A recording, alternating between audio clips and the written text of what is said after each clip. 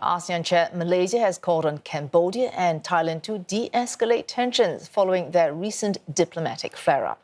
Prime Minister Anwar Ibrahim doubling down on calls for more inclusive and predictable security framework in the region. CNA's Afifah Ariffin reports from the 38th Asia-Pacific Roundtable in Kuala Lumpur.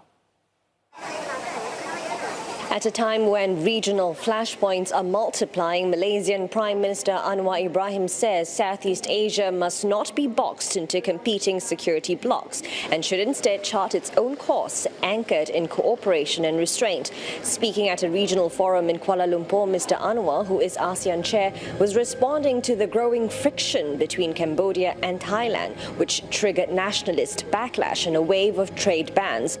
A leaked phone call between Thai Prime Minister Paetongtarn Shinawatra and former Cambodian leader Hun Sen has now put the Thai government under pressure, threatening a fresh round of political instability. Mr. Anwar said that both sides had agreed to avoid provocations and any military escalation and to keep engagement going through more measured channels. It's unfortunate there was this alleged leak of this conversation between Paetongtarn and Hun Sen. But I think the interest is, of course, to try to cool off the tensions.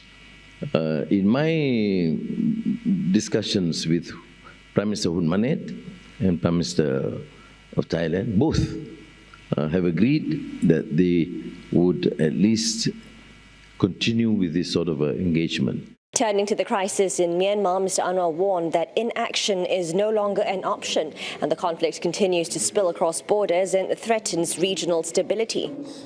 There is no solution except an immediate ceasefire end to the violence. Because I told both of them that, you see, Malaysia affected, of course, with Myanmar as our neighbor, is part of ASEAN. But also the problem is passed on to other countries. We will have to speak up.